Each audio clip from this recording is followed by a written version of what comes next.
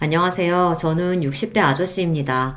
제 주변 친구들을 보면 다들 자식들 시집장가까지 다 보내고 손주도 봐서 다들 만나면 손주, 손녀 자랑만 해요. 일도 다 은퇴하고 아내와 등산도 다니고 여행도 다니면서요. 그런데 제 삶은 또래 친구들과는 좀 다릅니다. 저는 혼자 살아요. 그리고 회사도 하나 운영하고 있습니다. 제 인생에 있어 가장 중요한 게 바로 제 회사예요. 이제 내 인생도 다 끝났구나 절망하던 순간 사업을 시작해서 지금까지 쭉 성장하며 지금에 이르렀거든요. 사실 제 인생이 기구하다면 좀 기구합니다. 가족까지 다 버리고 선택했던 가장 사랑했던 여자를 잃었어요. 그 이후로 정신이 나간 사람처럼 살았었는데 지금의 사업을 시작하게 되면서 큰 힘과 용기를 얻고 사람처럼 살 수 있게 되었습니다. 가끔 혼자라는 게 외롭고 지칠 때도 있어요. 친구들이 자식 결혼시킨다고 하고 손주 돌잔치라고 연락이 오면 나는 그동안 뭘 했나 싶기도 하고요. 하지만 어쩌겠습니까? 쉬지 않고 앞만 보며 달려오다 보니 결국은 혼자 남겨진걸요. 그래서 더 일에 열심히인 것 같아요. 그리고 제가 함께 일하는 직원들은 저처럼 살지 않기를 바라는 마음에 회사 복지만큼은 대기업만큼 지원해줍니다. 그러다 보니 우리 회사 직원들은 다들 결혼도 일찍 했고 아이를 키우는 직원들도 많아요. 제가 30년 넘게 회사를 운영하면서 느끼는 건데 직원들이 가정에서 편안함을 느껴야 회사 일도 열심히 하고 다른 회사로 이직도 안 하더라고요. 그래서 제 사업 목표가 신입사원으로 들어온 직원들이 10년이고 20년이고 고민하지 않고 우리 회사를 평생 직장이다 생각하고 다닐 수 있게 해주는 겁니다. 그래도 제 목표가 잘 이루어지고 있는지 우리 회사 가족들은 모두 가족 같아요. 친구에게 제 입으로 이런 이야기를 하면 제가 사장이라서 그런 소리 하는 거라고 하겠지만 실상이 그래요.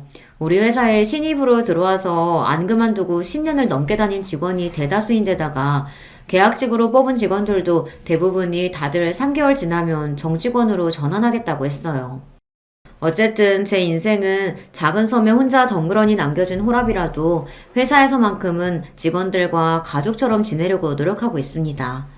서른도 안 돼서 아내 죽고 혼자 돼서 지금까지 난 죄인이니 혼자 살아야 한다 속죄하는 마음으로 살았지만 지금 와 생각해보면 40대 50대라도 좋은 사람 만나서 살아볼 걸 하는 생각도 듭니다. 물론 지금 와 이야기해봐야 소용없는 소리지만요. 만약 지금 다시 그때로 돌아간다고 해도 저는 용기가 없어 그렇게 하지 못했을 거예요. 사실 아예 기회가 없었던 건 아니에요. 사업이 잘 되고 나서 부모님이나 형제들이 여자 좀 만나보라고 여기저기서 선자리를 주선해줬지만 제 마음이 전혀 내키지 않았어요. 한 번은 제가 여자 만날 생각을 아예 안 하고 매일 일만 하고 있으니 어머니께서 답답하셨는지 억지로 선자리에 내보낸 적도 있었어요. 그런데 선자리에서 여자와 이야기를 하는데도 죽은 아내가 자꾸만 눈앞에 아른거려 대화를 이어갈 수 없었어요. 그때 이후로는 부모님과 형제들에게 아예 선포했죠. 난 여자 만날 생각 없다고요. 아이고 답답한 너. 집 팔자가 더러워 떠난 년이 뭐가 불쌍하다고? 저 좋은 나이에 여자도 안 만나고 혼자 늙어 죽겠대. 아유, 아이고 내 팔자야. 어머니 그런 소리 좀 하지 마세요. 어머니 며느리가 팔자가 더럽긴 뭐가 더러워요. 그냥 나 같은 모질이 같은 놈 만나서 고생만 하다가 간 거지. 불쌍한 사람 괜히 욕보이지 말고 그만 좀 하세요. 아내가 죽고 난 뒤에야 알게 된 것들이 너무도 많습니다. 아내를 생각하면 미안함 밖에 없어요. 아내와 저는 20대 중반에 다방에서 만났어요. 저는 군대를 제대한 복학생이었고 아내는 다방 종업원이었습니다. 동네 친구들과 종종 다방에 갔었는데 그때 제가 아내를 보고 첫눈에 반해 몇 달을 쫓아다녔어요. 그러다 아내가 제 마음을 받아주자마자 저는 무조건 아내와 결혼하겠다고 아내를 데리고 집에 갔습니다. 그때 부모님과 형제들은 모두 다 제 결혼을 반대했어요. 이유야 뻔했죠. 아내가 다방에서 일했다는 걸 부모님도 형제들도 다 알다 보니 절대 안 된다는 거였어요. 이 자식이 미쳤나? 다방에서 커피나 타고 웃음이나 팔던 년을 데리고 와서 장가를 가겠다니? 너 제정신이야? 아버지는 한의사세요. 동네에서 가장 큰 한의원을 운영하고 계셨죠. 평생 공부만 하고 환자들만 돌보던 분이다 보니 굉장히 고지식하십니다. 그런 분이 다방에서 일하던 여자를 며느리로 인정할 리 없었어요. 더군다나 제가 살던 동네가 워낙 작은 동네라 동네 사람들끼리 서로 수저가 몇 개인지까지 다 알아요. 그런 동네에서 소문이라도 잘못 돌면 제 혼삿길은 막힌 거나 다름없었죠. 그런 상황에서 제가 다방에서 일했던 여자와 어울려 다니니 부모님은 어떻게든 헤어지게 하려고 용을 쓰셨어요. 아버지, 수현 씨가 다방에서 일한 건 아주 잠깐이에요. 지금은 간호조무사 한다고 학원도 다니고 있고요. 아유, 꼴값 떨고 있네. 송충이는 솔잎을 먹어야 하는 거야. 그 여자가 이 좁은 동네에서 다방에서 실실 웃음 팔고 다니고 모르는 사람이 없는데 나더러 그 여자한테 제주씨라고 부르라는 거냐? 말도 안 되는 소리를 하고 있어. 그런 소리 하지 말고 당장 헤어져. 형이 뭔데 나더러 헤어지라 말아야. 형이랑 나는 달라. 형이야 평생 바보처럼 아버지 말만 듣다가 장가까지 아버지가 정해준 여자랑 사랑도 없이 결혼해서 살지만 난 형처럼 그렇게 병신같이는 못 살아. 뭐? 병신? 너 지금 말 다 했냐? 이놈의 새끼가 인생 망하게 생긴 거 기껏 도와줬더니만 고마운 줄은 모르고. 누가 도와달래? 나는 나대로 행복하게 잘 살 거니까 신경 끄고 형이나 잘해. 형은 장남이라는 이유로 평생 아버지가 시키는 대로 하고 살아왔습니다. 한의원을 운영하시는 아버지의 뒤를 잇기 위해 비행기 조종사라는 꿈도 졌고 한의대에 갔어요. 거기다가 대학 졸업하자마자 아버지께서 소개한 여자와 선을 봐서 2달도 안 돼서 식을 올렸죠. 형이 그렇게 바보처럼 살았으니 부모님은 제 돌발 행동을 아예 이해 못 하시는 거죠. 아이고, 그만 못해? 그럼 말도 안 되는 년 하나 때문에 너희가 왜 싸워? 여보, 이게 다 무슨 일이에요? 동네 창피해서 얼굴을 못 들고 다니겠어. 더 말할 것도 없어. 그년이랑 당장 헤어지지 않으면 앞으로 넌 내 아들도 우리 집 자식도 아니야. 알겠어? 부모님도 모자라 형까지 반대했습니다. 제가 무슨 소리를 해도 들어주실 생각이 없었죠. 부모님은 제가 수연이와 계속 만나면 아예 인연을 끊고 살자고 하셨어요. 저는 아내와 도저히 헤어질 수가 없어 그대로 집을 나와 무작정 서울로 올라갔습니다. 그리고 아내와 살림을 차리고 살았어요. 물론 서울에서의 생활은 제 기대처럼 행복하기만 하지는 않았습니다. 아내가 너무 좋으니 앞뒤 안 보고 집을 나왔지만 제가 무슨 돈이 있었겠어요. 닥치는 대로 뭐든 하면서 아내를 먹여 살려야겠다 이런 생각만 있었습니다. 저는 새벽부터 나가서 밤 늦게까지 공사 현장에서 일했어요. 그때야 제가 젊고 힘이 좋을 때니 일당을 많이 벌 수 있었거든요. 몸은 힘들어도 집에만 오면 하나도 힘들지 않았어요. 예쁜 아내를 보면 힘든 줄도 몰랐거든요. 물론 한 번씩 부모님 생각이 나기도 했지만 제가 이제 어린애도 아니고 성인이니 내 가정을 꾸리고 책임져야 한다는 마음이 더 강했습니다. 아내한테는 아무도 없어요. 어릴 때 부모님이 다 돌아가시고 형제도 없어서 혼자 힘으로 지금까지 살아온 여자거든요. 평생 외롭게만 살아온 아내에게 제가 좋은 남편이 되어주고 싶었습니다. 하지만 현실이 그렇게 만만하기만 하지는 않더군요. 현실이라는 게 사랑만으로 살 수만은 없다 보니 아내와 가끔 이런저런 문제로 다툼이 있었습니다. 하루는 갑자기 소나기가 쏟아져서 이러다 말고 집에 왔어요. 그런데 집에 있어야 할 아내가 없더라고요. 저는 시장이라도 갔나 싶어 우산을 들고 아내를 찾아 집 밖으로 나왔는데 아내가 동네에서 고깃집 하는 남자와 함께 우산을 쓰고 걸어오고 있더라고요. 저는 그 모습을 보자마자 눈이 휙 돌아서 성큼성큼 걸어갔습니다. 그리고 아내 옆에 있던 남자의 어깨를 툭 쳤어요. 남의 아내 옆에 찰싹 붙어서 뭐 하는 거야? 저리 안 꺼져? 아내? 그게 갑자기 비가 쏟아져서 우산만 좀 씌워준 거예요. 제 말에 남자는 화들짝 놀라더니 잠깐 우산만 씌워준 거라며 당황해서 달려가더군요. 제 반응에 아내도 당황했는지 시장 보다가 비가 갑자기 쏟아져서 갈비집 앞에 서 있었는데 남자가 우산이 있다면서 잠깐 앞까지 씌워준 거래요. 미친놈. 우산이 있으면 그냥 빌려주고 나중에 갖다 달라고 하면 되지. 지가 씌워주긴 뭘 씌워줘? 아무튼 예쁜 건 알아가지고 개수작 부리기는. 아내가 젊고 예쁘다 보니 틈만 나면 껄떡대는 놈들이 많았습니다. 그럴 때일수록 아내를 믿고 저도 욱하면 안 되는 건데 당시에 돈도 잘 못 벌고 능력이 없다 보니 괜한 자격지심을 부렸어요. 그럴 때마다 제가 못난 모습을 보이면 착한 아내는 항상 제 편을 들어주며 걱정하지 말라고 했어요. 예쁘긴 뭐가 예뻐. 그냥 내가 짐을 많이 들고 있으니까 좋아지려고 그런 거지.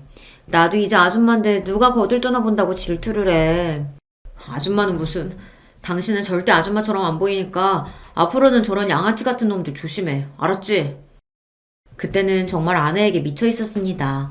아내와 같이 사는 게 너무 좋아서 다른 건 신경 쓸 겨를도 없었어요. 그런데 문제는 그때 제가 너무 어렸다는 겁니다. 사회 경험이 좀 있었다면 그렇게 막무가내로 무식하게 살지는 않았을 텐데 지금 당장 눈앞에 보이는 일만 생각하느라 아내의 마음을 헤아리지 못했어요. 아내는 제가 집을 나와 제대로 된 직장도 없이 막노동하고 사는 걸 걱정했어요. 열심히 공부해서 그 좋은 대학도 나온 사람이 괜히 나 때문에 졸업도 못해서 이런 힘든 일이나 하고 있고 내가 너무 미안해. 지금이라도 괜찮으면 다시 대학 다니면서 졸업하는 거 어때? 돈은 내가 나가서 벌게. 아내를 만났을 당시 졸업까지 딱 반년을 남겨둔 상태였는데 부모님의 반대로 서울로 올라오느라 졸업을 못했습니다. 아마 출석을 하지 않아서 유급이 됐을 거예요. 저는 그런 것들이 전혀 아깝지도 후회되지도 않았는데 아내는 제가 학업을 마치지 못한 게 자신 때문이라고 생각하는지 자꾸만 저에게 미안하다고 했어요. 그러면서 툭 하면 본인이 나가서 돈을 벌 테니 저더러 공부를 마저 하라고 했습니다. 당신이 나가서 무슨 돈을 번다고 그래? 왜? 내가 못 믿어서 그래? 내가 못나서 당신 또 다방이나 나가게 할 것 같아? 그런 말이 아니잖아. 내가 당신이 있는데 다방에 나가긴 왜 나가? 나도 지금 당장 어디 식당이라도 나가서 설거지라도 하면 우리 생활비는 벌 수 있으니까 당신이 고생 안 했으면 해서 그러는 거지. 제가 못난 놈입니다. 남들이 아내가 다방에서 일했다는 이야기를 하는 건 죽기보다 싫어하면서 저도 모르게 화가 나면 아내 앞에서 그런 소리를 해댔어요. 지금 생각하면 제가 그럴 때마다 아내가 얼마나 속상했을까 너무 미안해요. 지금까지 그 고생하면서 살았으면 됐지. 식당은 또 무슨 식당이야. 내가 나가서 막노동하는 게 걱정되면 지금이라도 당장 나가서 내가 번듯한 직장 구해올게. 그러니까 내 걱정은 하지 말고 우리 빨리 아이부터 갖자. 알았지? 야반도주하듯 아내와 서울로 도망왔으니 아내와는 제대로 혼인신고도 하지 못했어요. 그래서 어린 마음에 아이부터 빨리 가지면 아버지도 어쩔 수 없이 저와 아내 사이를 허락해 주실 거라고 확신했습니다. 그러던 중 제가 생각지도 못한 걸 발견하고 말았습니다. 주말 아침 아내가 교회에 갔길래 혼자 라면이라도 끓여 먹으려고 서랍장을 열었더니 거기에 무슨 약이 하나 있더라고요. 그 약은 다름 아닌 피임약이었습니다. 제가 얼마나 아이를 갖기 원하는지 아내도 알면서 저 몰래 피임약을 먹고 있었다는 건 너무나도 충격이었어요. 저는 그날 아내에게 처음으로 심하게 화를 냈습니다. 이게 뭐냐고. 내가 아이를 얼마나 원하는지 모르냐고 따졌죠. 그러자 아내가 하는 말이 자신은 지금 당장 아이를 낳을 생각이 없답니다. 지금 우리 형편에 애는 무슨 애야. 내가 임신이라도 하면 당신 아버지가 허락해 주실 거라고 기대해서 그러나 본데 내가 보기엔 내가 새로 태어나기 전까지 당신 부모님께 허락 못 받을 거야. 당신한테 우리 부모님이 심하게 구신 건 나도 알지만 애까지 가진 며느리한테 반대하시진 않을 거야. 내가 알아. 우리 아버지 말은 그렇게 해도 은근 마음 약하다니까. 마음이 약해? 마음이 약해서 나한테 2년 전년 하시면서 아들 인생 망치지 말라고 그렇게 소리를 지르셨어? 차가운 눈으로 매몰차게 말을 하는데 제가 아는 아내가 아닌 것 같았어요. 사실 그때 저도 충격받았습니다. 그 전까지 저희 아버지나 어머니 그리고 형에게 별의별 모욕적인 소리를 들어도 아내가 저에게 우리 집 식구들에 대한 나쁜 소리를 한 적이 없어요. 제가 미안하다고 사과를 해도 항상 괜찮다고 했습니다. 저와 사는 동안은 본인이 감수해야 할 일인 것 같다고요. 제가 바보였습니다. 좋아하는 남자의 부모에게 그런 모진 소리까지 들었는데 괜찮을 사람이 어디 있겠어요. 당연히 많이 힘들고 도망가고 싶었겠죠. 저는 아내에게 할 말이 없었습니다. 스스로가 너무 이기적이라는 생각이 들었거든요. 제가 아내와는 헤어지고 싶지 않고 그렇다고 평생 부모님과 등지며 살고 싶지는 않으니 사랑한다는 이유만으로 옆에 있는 아내를 가장 힘들게 하고 있었던 거예요. 도저히 할 말이 떠오르지 않아 저는 입을 다물어 버렸습니다. 우리 상황에서 애까지 낳아서 키우면 그 애한테는 못할 짓 하는 거야. 난 내 자식은 나처럼 크게 하고 싶지 않아. 그제야 생각해보니 제가 아이를 갖자고 이야기했을 때 아내가 한 번도 좋아, 우리 아이 낳자라고 이야기한 적이 없다는 걸 깨달았어요. 아내는 저와 달리 우리의 미래를 더 깊게 생각한 겁니다. 지금 같은 형편의 아이를 낳으면 그 아이가 행복하게 클 수 없다고 판단한 거죠. 그 이후 저와 아내의 사이가 전과는 조금 달라졌습니다. 아내는 어딘가 묘하게 강하고 단단해진 느낌이 들었고 저는 그런 아내가 언젠가 철없는 저에게 질려서 떠나버리면 어쩌나 겁이 났습니다. 그래서 부지런히 아내에게 든든한 남편이 될 수 있는 일을 찾았어요. 공사 현장을 다니면서 알게 된 현장 소장님이 있었는데 그분이 저를 좋게 보시고 아는 건설 사무소에 소개를 해줬습니다. 다행히 쉽게 취직이 돼서 저는 처음으로 양복을 입고 출근을 하게 됐습니다. 아내도 제가 새벽이 아니라 남들 출근할 때 출근하고 퇴근할 때 집에 들어오니 좋다고 하더라고요. 저도 아침마다 제 넥타이를 목에 걸어주는 아내의 모습을 보는 게 좋아 더 열심히 해야겠다 하는 생각이 들었습니다. 직장에 다니고 나니 신기하게도 집안이 안정적으로 변한다는 느낌이 들었어요. 공사 현장에 다닐 때는 일당은 많아도 일이 일정하지 않으니 항상 수입이 일정하지 않았는데 직장은 꼬박꼬박 같은 한 월급이 나오니 진짜 내가 우리 집 가장이구나 싶은 마음이 들더라고요. 아내도 이렇게만 살면 아이 낳고 살아도 좋을 거라고 처음으로 말했어요. 그런데 제 인생은 도대체 왜 이러는 걸까요? 이제 제가 바랬던 행복에 가까워지고 있구나라고 기대했던 순간 말도 안 되는 고난이 찾아왔습니다. 제가 너무 인생을 자만하고 살아왔나 봐요. 저는 아내를 만난 순간부터 지금까지 순탄하게 살아오지는 않았어도 제 곁에 아내가 있는 이상 저에게 불행은 없을 거라고 장담했어요. 앞으로 사는 동안 어떤 고난이 닥쳐도 아내가 옆에 있으면 어떤 일이든 헤쳐나갈 자신이 있었거든요. 그런데 저에게 없어서는 안 되는 존재이자 가장 소중했던 아내가 한순간에 사라지고 말았습니다. 그날만 생각하면 아직도 손이 덜덜 떨리고 눈물이 나요. 퇴근하고 아내가 좋아하는 순대를 사서 집에 가는 길이었는데 제가 살던 집 골목에 소방차가 길을 막고 서 있었어요. 그리고 경찰관들이 제 집에 못 들어가게 막았습니다. 저는 너무 놀라서 아내가 안에 있다고 나는 꼭 들어가야 한다고 소리쳤어요. 그러자 경찰이 하는 말이 이미 구조는 끝난 상태라 혹시 아내 가족이 있었던 거면 근처 대학병원에 가보라고 하더라고요. 저는 정신이 없는 와중에 병원에 가려고 택시를 타려고 했습니다. 그런데 그때 생각지도 못했던 사람이 제 앞에 나타났어요.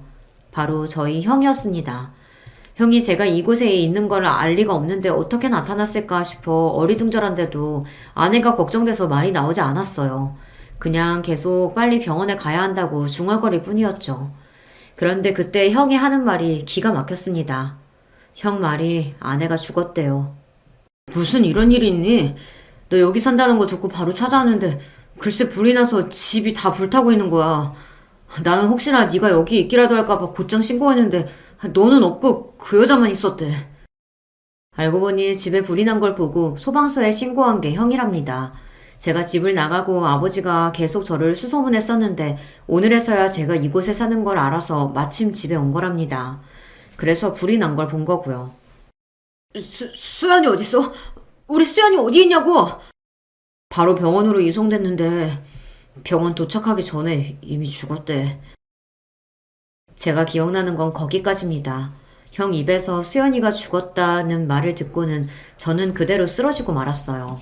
그리고 눈을 떴을 때는 병원이었습니다. 저는 어떻게든 몸을 일으켜 일어나 당장 수연이에게 가겠다고 했지만 형이 말렸어요.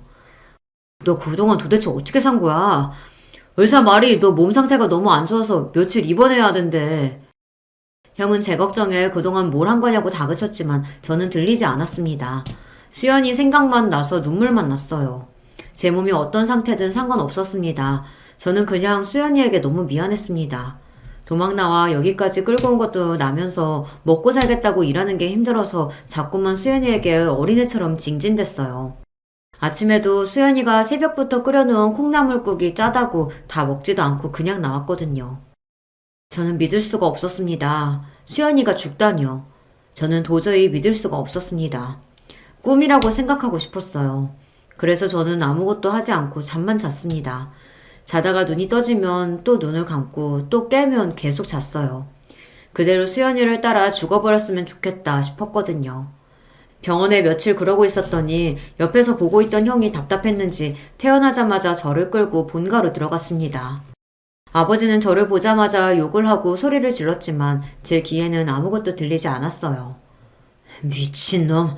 여자한테 미쳐서 부모 버리고 집까지 버리고 나가더니만 결국은 정신이 완전히 돌아버려서 돌아왔구나. 어이구 멍청한 놈. 아이고 고생하고 온 애한테 왜 욕을 하고 그래요. 어서 들어가서 좀 쉬어라. 아버지 말이 맞았습니다. 저는 정신이 온전치 않았어요.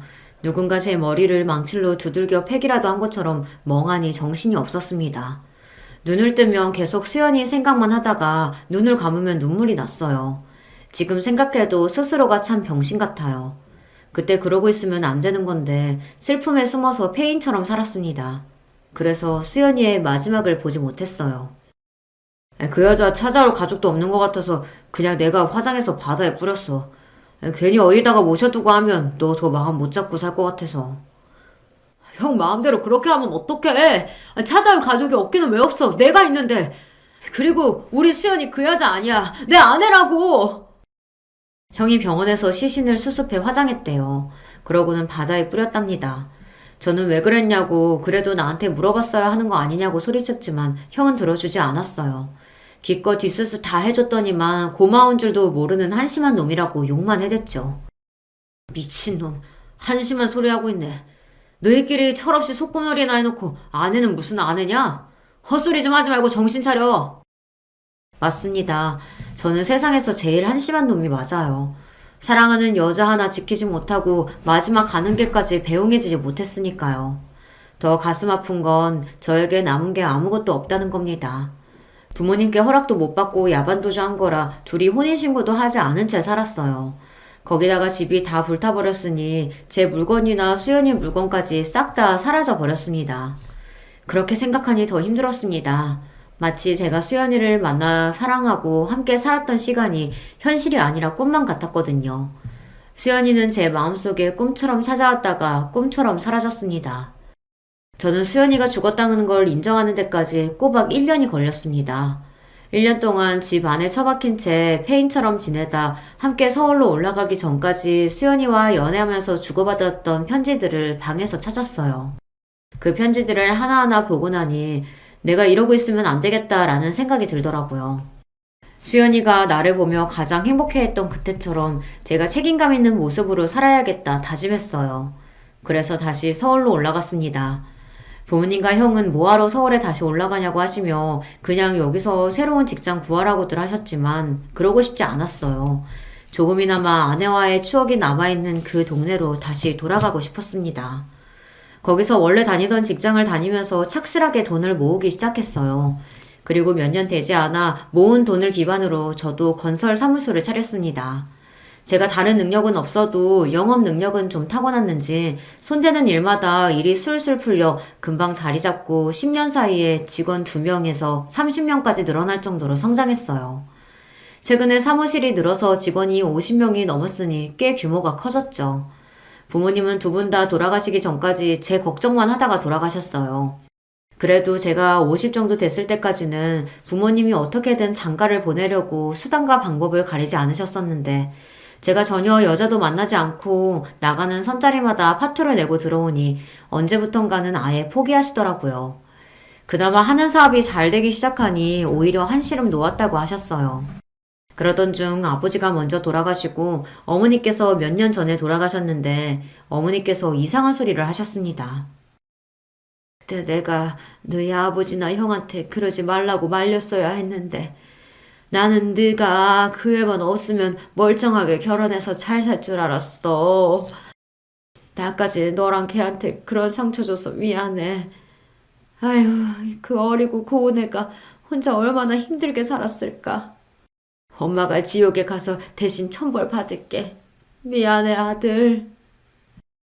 당시에는 단순히 어머니께서 지난날 저와 수연이의 사이를 반대하셨던 게 미안해서 끝까지 마음에 걸렸었나 보다 했는데 시간이 지나고 나니 어머니의 마지막 말이 걸렸습니다. 어리고 고운 애가 혼자 얼마나 힘들게 살았을까라는 말이요. 수연이는 이미 죽은 지 몇십 년이 됐고 그 전까지는 항상 저와 함께였었는데 혼자 힘들게 살았다는 게 무슨 의미일까 싶어서요. 하지만 이미 어머님, 아버님 두 분 다 돌아가셨으니 그 의미를 알 수 없었습니다. 형도 그때 당시의 일에 대해서는 일절 꺼내지 않으니 굳이 제가 먼저 꺼낼 수가 없었죠. 그리고 저도 나이가 드니 지난 과거의 일은 가슴에 묻고 살고 싶었어요. 지난 일에 매여있기엔 현실이 너무 바빴거든요. 저에게는 남들 다 있는 처자식은 없어도 회사가 있습니다. 저에게 회사는 가족이자 친구였어요. 제가 사람도 잘 안 만나고 회사 일에만 열중하다 보니 주변에서는 물려줄 사람도 없는데 뭘 그렇게 회사를 열심히 키우냐고 했습니다. 그렇게 돈 많이 벌어봐야 물려줄 자식도 없는데 나중에 어떡하려고 회사 일만 죽어라 하면서 사냐? 돈도 벌 만큼 벌었는데 좀 쉬엄쉬엄 하면서 운동도 하고 여행도 좀 다니고 그래. 너 그러다 과로로 늙어 죽으면 하늘나라 가서도 후회한다. 내가 물려줄 사람이 없게는 왜 없어. 우리 회사 직원들이 있는데 나 죽기 전에 나랑 같이 고생했던 직원들한테 다 나눠주고 갈 거야. 다들 제 말을 믿지 못했지만 저는 진심이었습니다. 저에게 남은 게 뭐가 있겠어요. 회사 달랑 하나인데 그 회사 위에 자신의 평생을 바쳐 열심히 일한 직원들에게 모두 다 주고 가고 싶었어요. 저는 이런 이야기를 직원들에게 종종 합니다. 직원들도 처음 들었을 땐 대표가 술에 취해서 술주정을 하나 보다 하지만 함께 오래 일한 직원들은 제 마음을 알아요. 제가 회사와 우리 직원들을 얼마나 소중하게 생각하는지요. 저에게 회사 직원들이 가족이나 다름없었습니다. 그래서 직원들 경조사에는 무슨 일이 있어도 참석하고 회사에서 지원해줄 수 있는 만큼 지원을 해줬어요. 제게는 가장 소중한 회사를 위해 일해주는 직원들이 걱정 없이 행복해야 제 회사를 위해 더 힘써줄 걸 아니까요. 회사에 2, 3년 전 입사한 남자 직원이 하나 있어요. 대학 졸업하고 다른 회사 다니다가 경력직으로 입사했는데 함께 일하는 직원들이 다들 칭찬하더라고요. 나이에 비해 성숙하고 일도 깔끔하게 잘한다고요. 사실 그 전까지는 다른 회사에서 일하다 온 직원이니 그렇게 눈여겨보지는 않았어요. 우리 회사 특성상 신입사원으로 들어와서 대부분 오래 일한 직원들이 많아서 다른 회사에서 이직해온 사람은 어쩐지 의리가 없다는 느낌이 들었거든요. 그런데 몇 년 지켜보다 보니 직원들 말대로 사람이 괜찮았어요. 왜 나이가 들면 그런 게 다 보이잖아요. 아무리 회사 상사고 대표라 예의를 지키고 잘한다고 해도 이 사람이 가정교육을 어떻게 받았는지 집안 분위기는 대략 어떨 것 같은지 좀 보이더라고요. 제가 제 자식은 안 키워봤어도 30년 넘게 혼자 운영하면서 수많은 직원들을 뽑고 겪어봤으니 그런 안목이 좀 생기더라고요. 그 직원은 누가 봐도 화목한 가정에서 가정교육을 잘 받은 것 같아 보였어요. 그 직원이 3년차쯤 됐을 때 회식 자리에서 처음으로 사적인 이야기를 좀 했는데요. 경력직이라고 해도 이제 회사에 들어온 지 3년이 된 대리다 보니 저와는 따로 이야기를 나눌 기회가 없었어요. 그런데 회식 자리에서 제 건너편에 앉았더라고요. 흔히들 직장 동료들과 이야기를 나누듯 여자친구는 있냐, 집은 어디냐 이런 식의 이야기를 나눴는데 둘이 이야기를 나누다 보니 훨씬 더 사람이 괜찮아 보였어요. 술이 꽤 들어간 상태로 사적으로 대표를 대하는데도 눈이 총명하고 흐트러지는 거 없이 말을 예의 바르게 잘하더라고요. 거기다가 결혼할 여자친구가 있는데 어머니가 혼자시라 마음이 쓰인다는 고민까지 털어놨어요. 어머님이 혼자서 아들을 아주 바르게 잘 키우셨네. 아버지께서 하늘에서 보시면 많이 뿌듯해 하시겠어. 늙으면 이게 문제입니다. 요즘 젊은 사람들은 아무리 회사 대표라도 직원들 가정사에 이러쿵저러쿵 떠드는 거 싫어한다는데 제가 또 그걸 잊고 오지랖을 부렸어요. 어머니가 혼자 계신다는 말에 저는 당연히 아버지가 돌아가셨다는 이야기인 줄 알았습니다. 아버지께서 돌아가셨는지는 저도 사실 잘 몰라요. 그냥 제가 태어나기 전에 부모님이 헤어지셨다고만 들었거든요. 직원의 말에 저는 순간 당황해서 바로 사과했습니다. 내가 늙어서 뭘 모르고 괜한 주책을 부렸다고요. 그러자 직원이 아니라고 오히려 손사래를 쳤어요. 아니에요, 대표님. 제가 괜히 제 개인적인 이야기를 해서 그렇죠. 대표님이 너무 편하게 잘해주셔서 제가 너무 말을 많이 했나 봐요. 신경 쓰지 마세요. 이런저런 이야기를 나누다 보니 참 요즘 사람 같지 않게 마음 씀씀이가 따뜻하고 속이 깊은 것 같더라고요. 그래서 나중에 회식이 끝나고 돌아갈 때 우리 회사에 오래 있어달라고 대표로서 아부 좀 했습니다. 그러자 알겠다고 꼭 그렇게 하겠다고 크게 대답하며 활짝 웃어 보이는데 그 모습이 마치 저의 젊은 날을 보는 것 같아 기분이 좋았습니다. 그 이후로도 그 직원을 보면 제 기분이 좋았어요. 언제나 활기차고 열심히 하는 모습을 보고 있으면 저도 힘이 생기면서 원동력이 되더라고요. 사람 마음이 다 똑같은 게 얼마 뒤 승진 심사가 있었는데 저를 도와주는 이사와 부장들 모두가 과장으로 그 친구를 모두 추천하더라고요. 입사한 지 오래되진 않았어도 모든 역량에서 다른 직원들보다 훌륭하다고요. 저는 행복했습니다. 사업이라는 게 제가 아무리 열심히 해도 주변 상황이 따라주지 않으면 안 되는 거잖아요. 저는 상황도 알아서 잘 따라주고 직원 복까지 있는 것 같아 항상 감사하는 마음으로 살았습니다. 그리고 종종 아내를 보내줬다는 바다에 가서 그런 이야기들을 늘어놓고는 했어요. 당신 덕분에 나만 호강하고 사네. 너무 보고 싶다. 제가 생각해도 주책인 게 아내를 떠나보낸 지가 30년이 훌쩍 넘었는데도 저는 아직도 아내를 잊지 못했어요. 물론 그때 사진을 보고 있으면 저도 기가 막혀요. 아내는 젊고 예뻤던 모습 그대로 제 마음에 남아있지만 저는 쭈구리 할아버지가 되었으니까요. 얼마 뒤 좋은 소식을 들었어요. 최근 과장으로 승진한 그 직원이 올해 연애한 여자친구와 결혼한다고 하더라고요. 저는 진심을 다해 축하했습니다. 그리고 필요한 게 있으면 언제든 이야기하라고 했어요. 얼마 뒤 직원의 결혼식 날이 밝았습니다. 그날은 아침부터 뭔가 기분이 좋았어요. 결혼식장에 택시를 타고 가는데 벚꽃도 예쁘고 날씨도 좋아서 저도 모르게 발걸음이 가볍더군요. 그럴 때 보면 저도 나이를 헛먹었어요. 이 나이에 벚꽃을 보고 설레는 걸 보면 말이죠. 평소 제가 아끼던 직원이기도 하고 저에게 주례를 부탁했으니 서둘러 결혼식장으로 향했습니다. 처음 하는 주례라 긴장돼서 택시를 탔어요. 준비한 주례사를 한 번이라도 더 읽어보려고요. 사실 제가 결혼은 했었어도 호적상은 미혼이고 자식도 없잖아요. 이런 제가 주례를 한다는 게 직원에게 미안해서 다른 사람에게 부탁하라고 좋게 거절했는데 직원이 하는 말이 우리 회사에서 근무하는 동안 느낀 건데 제가 회사 대표가 아니라 마치 진짜 아버지 같아 꼭 주례를 해줬으면 한다고 하더라고요. 사실 제가 아버지가 없이 자라서 아버지가 계시면 어떤 느낌일까 많이 궁금했었는데 대표님께서 저 결혼 준비한다고 휴가도 넉넉하게 주시고 신혼집에 모텔하고 보너스도 주셔서 정말 감사했어요. 사장님께서 꼭 주례해 주셨으면 좋겠는데 한 번만 더 생각해 주세요. 이렇게 이야기하는데 어떻게 모르는 척을 하겠어요. 저도 고민할 것도 없이 알겠다고 제가 주례를 하겠다고 했습니다. 직원들 앞이라 분위기에 휩쓸려 하겠다곤 했는데 긴장이 되기는 많이 되더라고요. 택시에 내려서도 연신 숨을 몰아쉬었어요. 결혼식장을 보니까 더 떨리더라고요.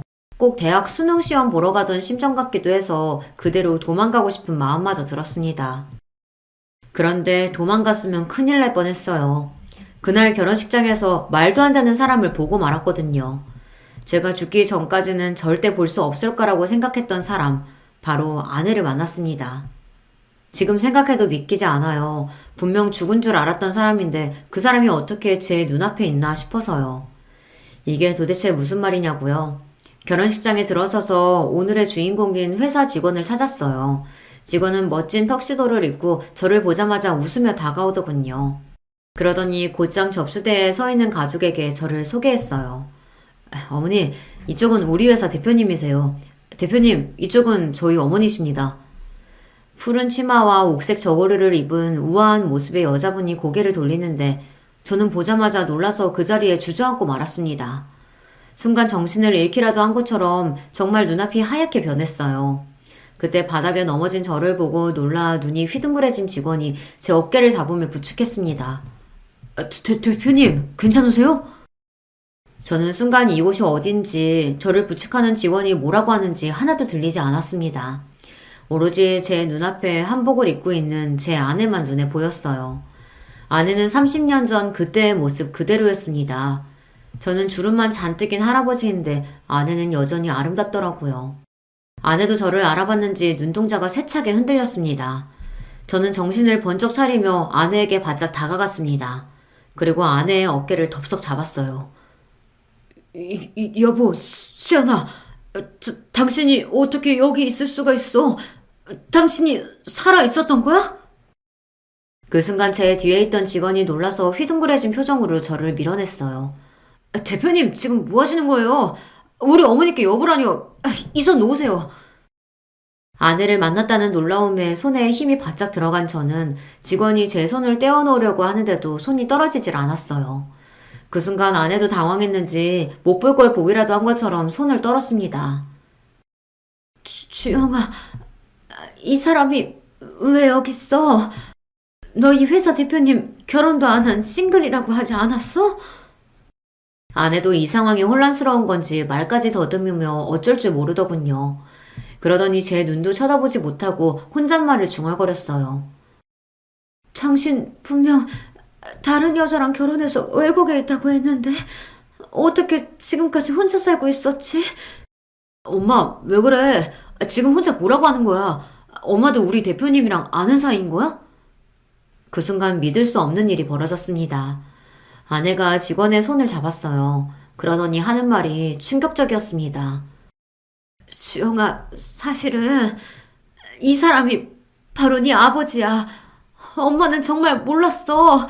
이 사람이 너희 회사 대표일 줄은 정말 몰랐다고. 그 순간 저도 직원도 둘 다 너무 놀라 말문이 턱하고 막히고 말았습니다. 지난 3년 동안 직원으로만 생각했던 친구가 글쎄 제 친아들이었답니다. 충격도 잠시 결혼식 시간이 다가오자 로비는 하객들로 붐볐습니다. 저는 이대로 주례는 절대 설 수 없을 것 같아 결혼식장에 부탁해서 급한 대로 업체에 주례를 부탁했어요. 신랑이 제 아들일지도 모르는 상황에서 뻔뻔하게 주례석에 설 수는 없으니까요. 어쨌든 결혼식은 마무리가 되었고 저는 제 직원이자 아들인 주영이가 메시지로 보내준 아내의 집으로 찾아갔습니다. 그리고 저와 아내, 주영이의 안사람이 된 며느리까지 넷이 모여서 오늘 일에 관해 이야기를 나눴어요. 저와 주영이는 둘 다 아내가 말을 해줄 때까지 기다렸습니다. 그러니까 그게 어떻게 된 일이냐면 나는 당신이 다른 여자와 결혼을 약속한 줄만 알았어. 그리고 분명 당신 아버지가 결혼한 여자랑 외국에 갔다고 했단 말이야. 저는 아내의 말이 도대체 무슨 말인지 몰랐습니다. 대충 들어도 저와 아내의 사이에 오해가 너무도 많은 것 같았어요. 그날 아내와 저는 밤새도록 이야기를 나눴습니다. 벌써 30년도 더 된 일이었지만 저나 아내나 둘 다 당시에 너무도 힘들었던 일이기에 기억이 또렷했어요. 이야기는 이랬습니다. 저와 아내가 헤어지게 된 게 다 아버지와 형의 계획이더군요. 제가 집을 나가고 얼마 후 아버지는 사람을 써서 제가 어디에 있는지 금방 알아냈대요. 그러고는 그때부터 형을 시켜 아내를 만나 저와 떼어놓으라고 했답니다. 내 동생 결혼할 여자 있어요. 그 여자는 집안도 판사 집안인데다가 외국에서 공부도 하고 와서 아주 똑똑한 여자라고요. 그런 여자를 두고 수근이가 당신 같은 여자랑 정말 결혼할 것 같아요? 형이 무슨 소리를 해도 처음엔 아내는 믿진 않았답니다. 형이 뭐라고 하든 지금 함께 사는 건 아내와 저니까요. 아내도 저와 헤어질 생각 없다고 당당하게 말했대요. 그래서 저에게도 말 안 하고 아무 일도 없다는 듯 지낸 거고요. 그런데 얼마 지나지 않아 형이 또 찾아왔답니다. 그러더니 아내에게 하지 말아야 할 모진 소리까지 한 거죠. 우리가 이런 짓까지는 안 하려고 했는데 당신이 하도 거머리처럼 내 동생한테서 안 떨어져서 내가 뒷조사를 좀 했거든? 당신 고등학교도 졸업 못하고 이 동네 저 동네 다방에서 몸 팔고 다니다가 유부남이랑 바람 피워서 그 유부남 마누라한테 고소도 당했다면서? 그건 유부남인지 모르고 만난 거였어요. 그 남자가 속여서 정말 몰랐다고요. 아내가 저를 만나기 전에 만났던 남자가 작정하고 유부남인 걸 속이는 바람에 아내는 그 남자의 아내에게 고소까지 당했었대요. 그 일을 형이 알아낸 거고요. 합의금도 못 내서 구치소까지 갔다 왔다던데 그런 더러운 몸으로 감히 내 동생을 넘봐? 지금 당장 내 동생이랑 안 헤어지면 이 사실 내 동생한테 다 말할 거니까 그런 줄 알아. 제발 그러지 마세요. 다 옛날 일이고 정말 모르고 그런 거예요. 벌써 다 받았다고요. 주제를 알아야지. 우리 집안에서 당신 같은 여자를 며느리로 인정이나 할 것 같아? 그나마 지금 헤어지면 아버지가 월세 보증금 정도는 준다고 하니까 돈이라도 줄 때 먹고 떨어져. 형은 하다하다 아내의 과거까지 들춰내며 아내의 치부를 알아냈나 봐요.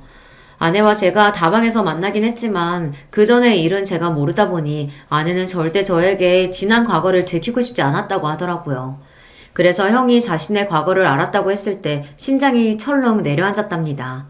그 일을 제가 알게 되면 당연히 헤어지자고 할 것 같아서요. 제가 지금 당장 헤어지자고 해도 수근 씨가 나랑 절대 안 헤어지겠다고 할 거예요.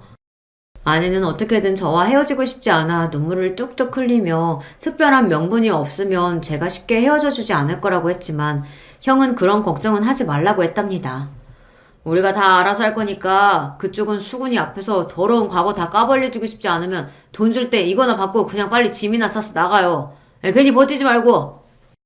아내는 결국 저와 헤어지는 길을 택한 거죠.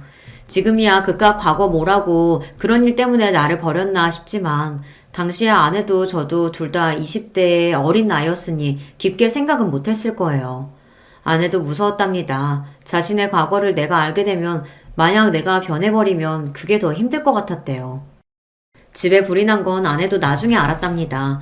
형이 다 알아서 하겠다고만 했지 어떻게 할지는 말하지 않았으니까요.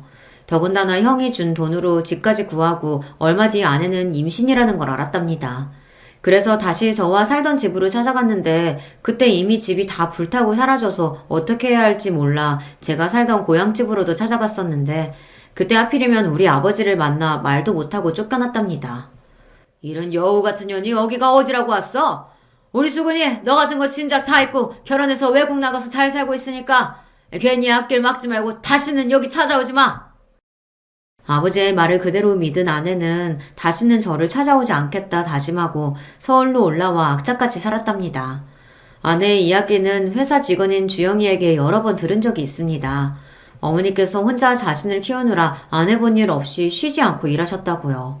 아들로서 그런 어머니가 존경스럽다고 이야기하는 걸 회식 때마다 들은 적이 있습니다.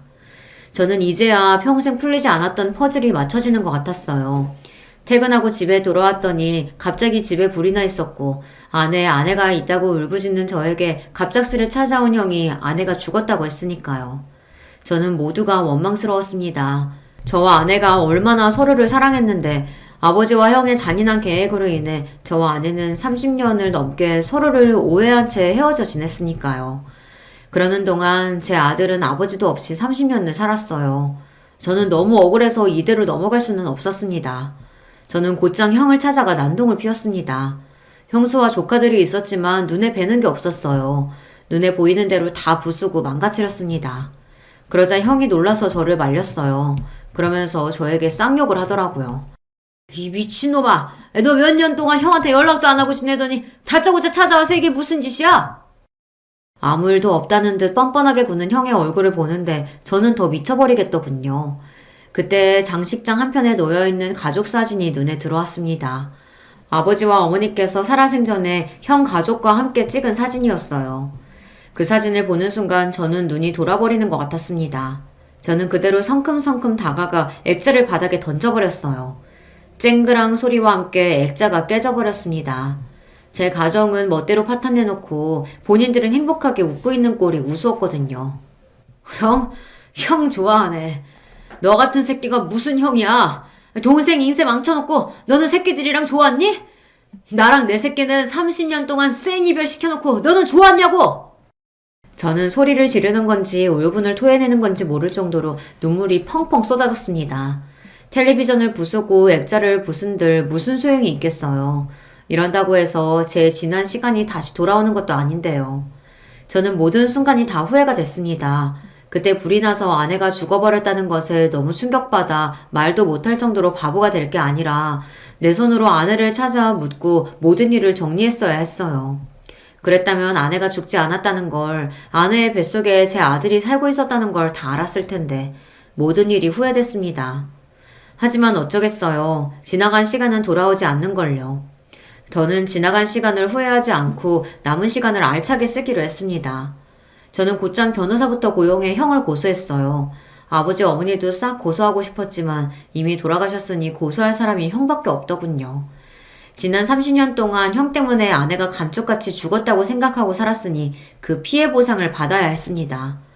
물론 시간이 너무 지나서 증거도 없고 증인도 없지만 형이 죗값을 받을 때까지 끝까지 싸울 거예요. 저는 아직도 소송 중입니다. 그리고 최근엔 아내와의 오해도 하나하나 풀며 지내고 있어요. 30년이란 세월을 단 며칠 만에 뛰어넘을 수는 없겠지만 지난날 제 실수와 잘못을 인정하고 반성하면서 아내와 다시 잘 지내보려고 합니다. 아들과도 마찬가지입니다. 바로 얼마 전까지 직원과 대표 사이였으니 갑자기 부자지간으로 지낸다는 게 쉽지는 않지만 제가 많이 노력하고 있습니다. 아내와도 아들과도 함께 못다한 시간만큼 하루하루 더 값지게 쓰려고요. 저야 지금이라도 당장 아내와 살림을 합치고 싶어요. 지금까지 30년을 떨어져 지냈으니 단 하루라도 더 함께 살고 싶거든요. 아들도 조심스럽긴 하지만 그렇게만 되면 좋다고 했어요. 안 그래도 저까지 결혼해서 나가서 엄마 혼자 사시는 게 걱정됐었는데 엄마한테도 좋은 남자친구가 있으면 좋죠. 아들은 아직 저를 아버지라고 부르지는 않아요. 회사에서 매일 만나다 보니 아직도 대표님이라고 부릅니다. 그래도 다행인 건 저를 아내의 남자친구로 인정은 해줘요. 그리고 저는 올해 크리스마스에 프로포즈를 준비 중입니다. 아내는 둘 다 이제 나이도 많은데 뭐하러 결혼하냐고 하지만 저는 죽기 전에 아내와 꼭 혼인신고를 하고 같이 살고 싶어요. 아들도 제 호적에 올리고요. 그래서 지금까지 아들과 아내에게 해주지 못한 걸 모두 다 해주고 싶습니다. 예전엔 가난해서 아내에게 좋은 옷 한 벌 못 사줬지만 지금은 집도 사주고 회사도 다 아들에게 줄 거예요. 죽을 때 저에게 10원도 남아있지 않아도 아들과 아내에게 주고 갈 수만 있다면 그거로 저는 이 세상 편하게 떠나갈 수 있을 것 같아요. 여러분께서 제 프로포즈 꼭 성공할 거라고 응원하는 댓글 좀 많이 달아주세요.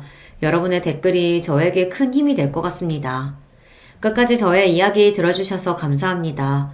저처럼 인생의 끝자락에 새로운 시작을 준비하는 모든 분들 응원합니다. 안녕하세요. 저는 지방 사는 70대 여자입니다. 요즘 세대는 그래도 덜하지만 우리 시대 때는 시집살이 때문에 고부 갈등이 참 많았어요. 제 주변에도 눈물 없이는 들을 수 없는 시집살이가 참 많습니다. 그런데 저는 결혼하고 한 번도 시어머니에게 쓴소리를 들어본 적이 없어요. 이런 사람 좋은 시어머니는 가을에 별세하셨는데 그래서 가을이 되면 시어머니가 그렇게 생각이 납니다.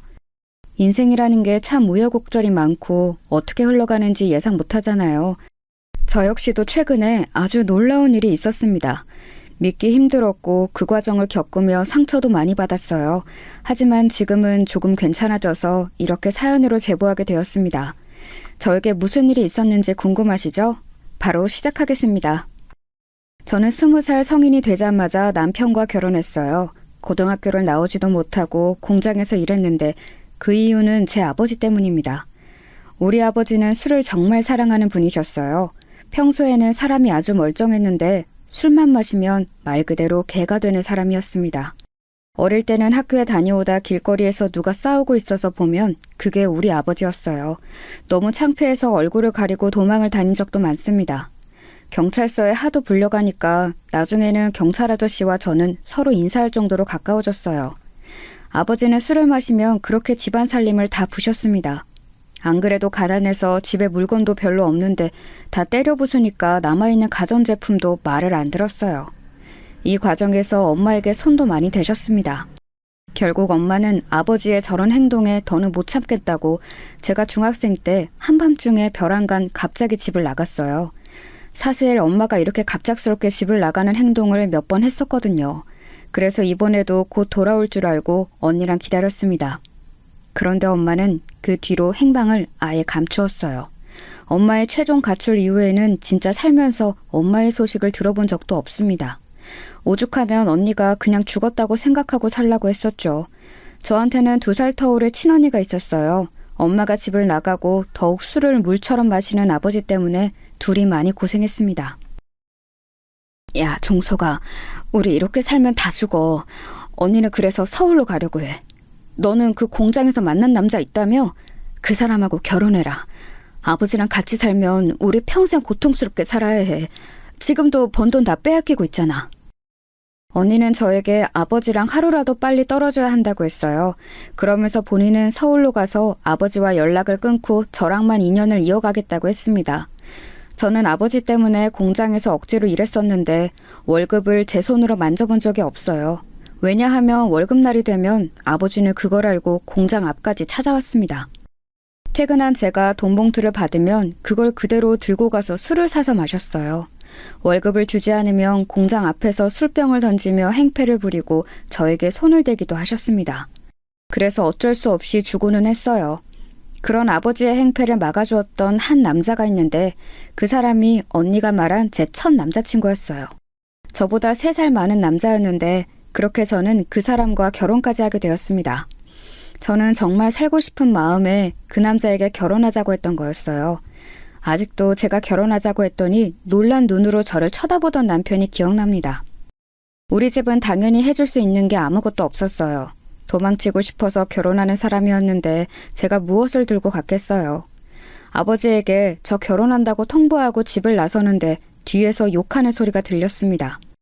무서우면서 한편으로는 너무 다행이고 해방감을 느꼈어요. 가난했던 것은 우리 집뿐만이 아니었습니다. 남편의 집도 넉넉한 사정은 전혀 아니었어요.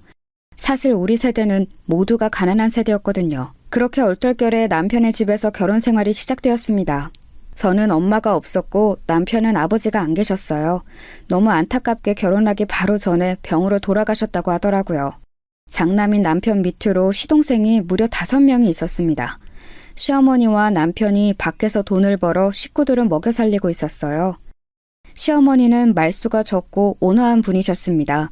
혼자 그 많은 자식의 밥을 하는 게 얼마나 대단해 보였는지 모릅니다.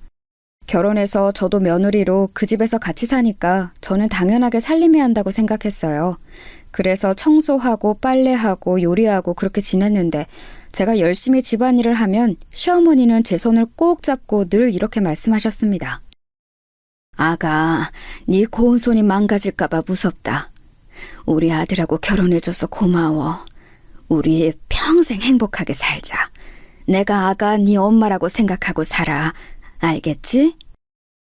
얼마나 사람이 대단한 분인지 아시겠죠? 저는 이런 시어머니 덕분에 고부 갈등을 전혀 겪지 않았어요. 친정아버지 때문에 도망치듯 결혼했는데 시어머니를 잘 만나서 다행이었습니다. 아버지와 사이가 안 좋으니 저는 명절에도 집에 가지 않았어요. 만나봤자 돈을 달라고 행패를 부리거나 술을 마시고 동네 사람들과 싸울 게 뻔했거든요. 그래서 저는 시어머니의 친정에도 같이 다녔습니다.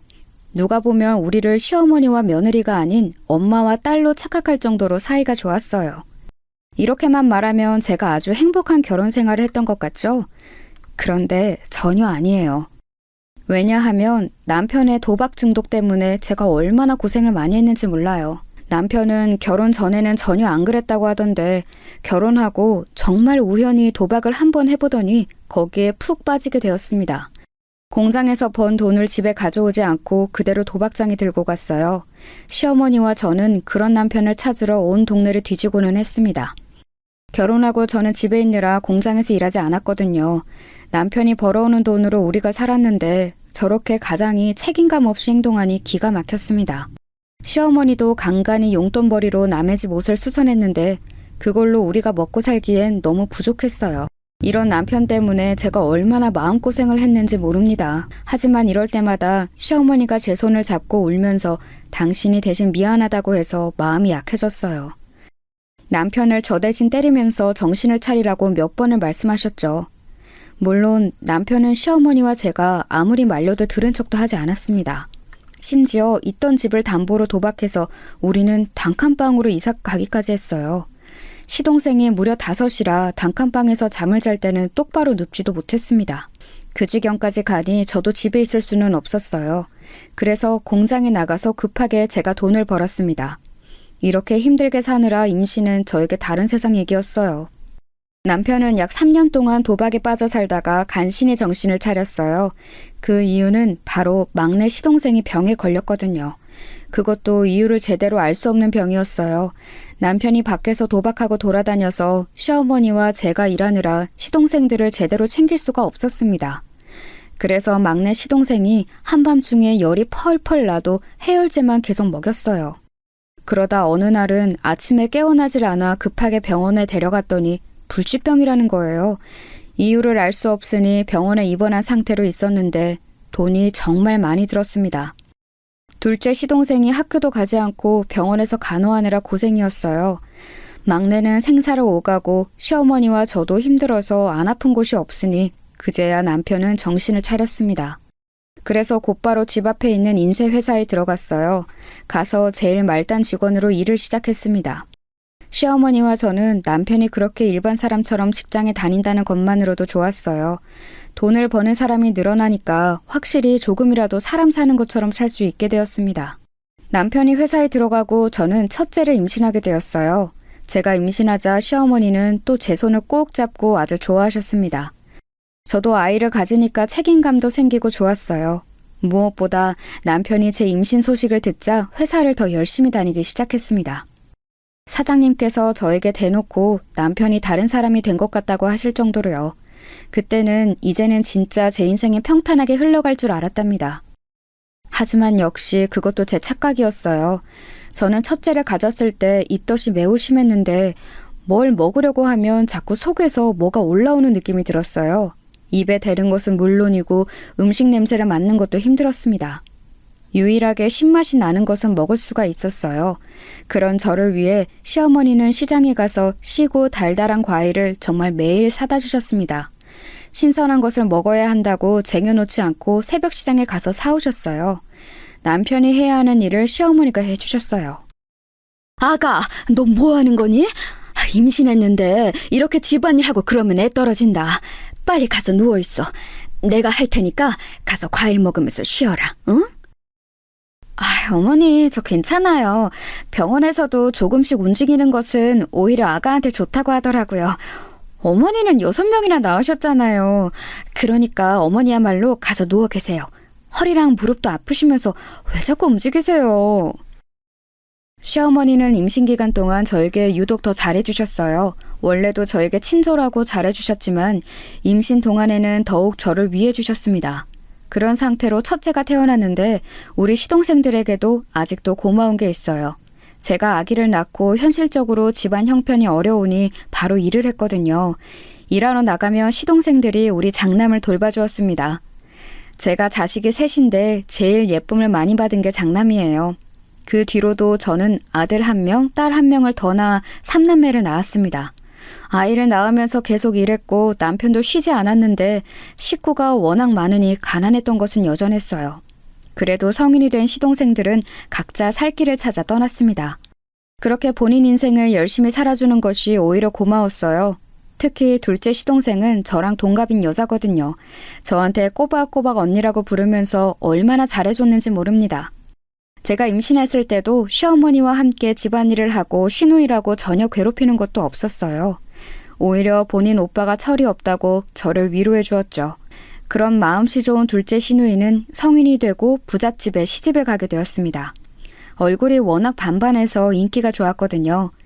시집을 가면서 우리는 해준 것도 없는데 친정이라고 돈도 가져다 주었어요. 그 돈으로 이사도 갈 수 있었습니다. 이렇게 시동생들도 멀쩡하고 시어머니는 너무 좋으셨는데 남편은 또 뭐가 그리 불만인지 사고를 거하게 쳤습니다. 잘 다니던 인쇄회사를 갑자기 가족들의 상의도 없이 그만두었거든요.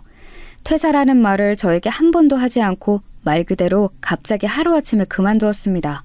여러분, 혹시 사업병이라는 단어 들어보셨나요? 남편은 본인이 인쇄회사에서 일해보니 자기도 회사를 운영할 수 있겠다고 말하더라고요.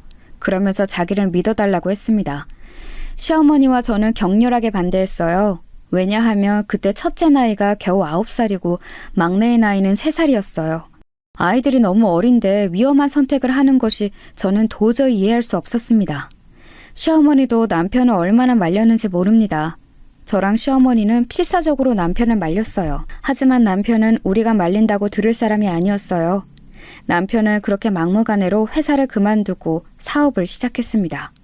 심지어 그렇게 사업을 시작하며 둘째 시누의 남편에게 돈까지 빌렸어요. 이렇게 시작한 사업이 잘 되었으면 저도 고생을 덜 했을 거예요. 그런데 안타깝게도 사업은 잘 풀리지 않았습니다. 오히려 빚만 날이 갈수록 늘어났어요. 이 과정에서 둘째 시누이는 친정과 연을 끊게 되었습니다. 남편이 자꾸 시누이의 남편에게 돈을 빌려서 부부 사이가 나빠졌다고 원망했어요. 시누이는 이렇게 살면 본인까지 오빠 때문에 죽을 것 같다고 연을 끊었습니다. 빚을 얼마나 낸 건지 집에 빚쟁이들이 쉬지 않고 찾아왔어요. 돈 내놔. 내 피 같은 돈을 가져갔으면 갚아야 할 것 아니야. 한 달만 주면 2배로 갚는다며. 그래놓고 지금 3달이 지났어. 돈 안 내나? 그럼 몸이라도 팔아서 돈을 구하란 말이야. 네 몸을 팔기 싫으면 아이라도 내놔. 내가 확 팔아버리게. 안 돼요. 저기 안 돼요.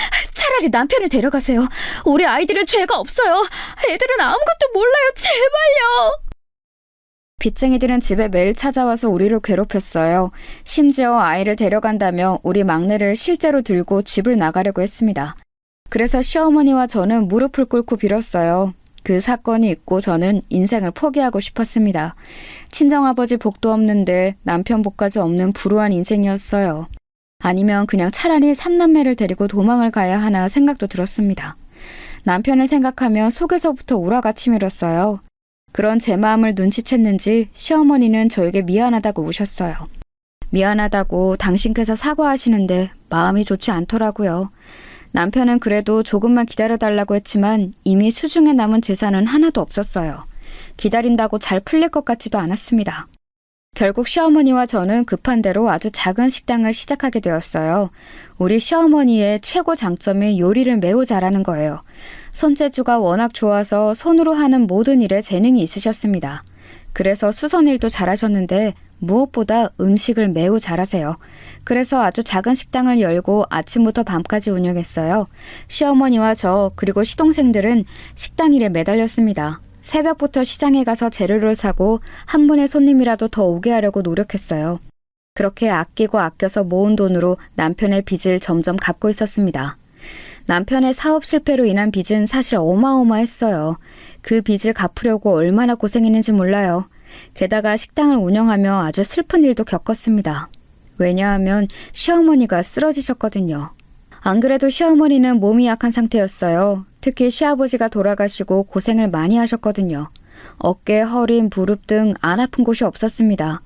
그런데도 제가 임신하며 저를 제일 최우선으로 돌봐주셨어요. 셋을 낳는 동안 매번 마시는 것도 해주셨고 아이도 많이 봐주셨습니다. 그런 시어머니가 쓰러지니 저는 너무 슬퍼서 눈물이 나왔습니다. 엄마가 집을 나갈 때도 이렇게 슬프진 않았거든요. 하지만 식당 일을 쉬면 시어머니의 병원비를 낼 수가 없으니 정말 울면서 일했습니다. 다행히 시어머니의 손맛을 제가 옆에서 많이 봐서 흉내를 낼 수가 있었어요. 그렇게 낮에는 일하고 밤에는 병원에 가서 시어머니를 간호했어요. 워낙 고생을 많이 하기도 했고 연세도 많으셔서 병원에서 집에 그냥 가라고 하더라고요. 그래서 시어머니를 퇴원시키고 집에서 모셨습니다. 식당 일을 하다가도 시동생들에게 잠시 가게를 맡기고 집에 들러 어머니 끼니는 꼬박꼬박 챙겼어요. 단골 손님들이 딸보다 며느리가 훨씬 더 챙긴다고 대단하다고 하셨죠. 아가, 미안하다. 시집와서 고생만 하네. 내가 너무 미안해. 우리 다음 생에 만나면 엄마랑 딸로 태어나자. 미안해. 시어머니는 1년 동안 누워 계시다 결국 집에서 돌아가셨어요. 돌아가시기 직전에 상태가 매우 안 좋았는데 자식들보다 저를 더 많이 찾으셨습니다. 숟가락 들 힘도 없는데 저를 보고 천천히 저 말을 어렵게 하시고 눈을 감으셨어요. 그날이 제가 인생을 살면서 제일 많이 울었던 날이에요. 어머니가 돌아가신 슬픔에 저는 정상적으로 살 수가 없었습니다. 낮에는 그래도 제가 일해야 하니까 식당에서 일하고 밤마다 얼마나 울었는지 몰라요. 망할 남편은 시어머니가 돌아가시고 드디어 최종적으로 정신을 차렸어요. 저에게 어느 날 술을 마시고 오더니 무릎을 꿇고 울더라고요. 본인이 너무 미안했다고 이제 앞으로 자기 인생을 저에게 바치겠다고 했죠. 고맙거나 대단한 마음은 전혀 들지 않았습니다. 그저 아직 어린 우리 삼남매라도 어떻게든 키워보자고 했어요. 시동생들도 하나둘 커서 집을 나갔습니다. 남편은 식당에 나와 저를 도와 일했어요. 식당에서 일하면서 몸도 마음도 지쳤지만 이렇게 일하지 않으면 제 자식들을 키울 수가 없었습니다. 그래서 기계처럼 일했더니 손님이 많이 늘어났어요. 돌아가신 시어머니가 딸들에게도 안 알려준 비법을 저에게 알려주셨거든요. 그래서 그 요리 방법대로 요리했더니 점점 손님이 늘어 다른 지역에서 우리 식당에 올 정도로 손님이 늘었습니다. 아주 작은 가게에서 시작한 우리 식당은 어느새 점점 규모가 커지기 시작했어요. 나중에는 2층짜리로 가게를 확장했는데 이게 꿈인가 생시인가 싶었습니다. 그러면서 직원들도 많이 고용했어요. 돈도 많이 생겼는데 덕분에 우리 아이들이 하고 싶은 것도 시켜줄 수 있었습니다. 아이들이 어릴 때는 남편 때문에 너무 힘들게 살았지만 첫째가 고등학교에 입학하면서는 부족함 없이 넉넉하게 키워주었어요. 특히 첫째는 운동을 했었는데 사실 운동이 돈이 굉장히 많이 들어요. 코치 비용도 그렇고 연습 비용과 장비까지 많은 돈이 들어갑니다. 첫째는 야구를 좋아해서 야구 선수가 되고 싶다고 했어요. 그래서 제가 식당에서 일하며 번 돈으로 지원을 아주 많이 해주었습니다. 본인이 저렇게 하고 싶은 일이 명확하니까 저는 오히려 좋았어요. 지원을 해준 것에 비해 사실 첫째는 이렇다 할 성과를 전혀 내지 못했습니다. 그저 겉으로 보이는 훈련만 몇 번 참여하고 여자를 만나러 다녔어요. 운동한다고 들어간 돈이 적지 않았는데 용돈도 많이 가져갔거든요. 그 돈으로 여자친구들과 놀러 다니는 것을 제가 한두 번 본 게 아니랍니다. 사실 둘째와 셋째는 제가 낳았지만 아주 기특하거든요. 특히 셋째는 공부를 잘해서 장학금을 받으며 학교에 다닐 정도였습니다. 남들은 보통 첫째가 제일 잘났다는데 우리 집은 정확히 반대였어요. 첫째는 사실 사고도 많이 치고 돌아다녔습니다. 운동한다는 이유로 싸움도 많이 했어요. 제가 아이들 학교에 선생님의 부름을 받고 달려갔던 것은 첫째 때가 유일하거든요.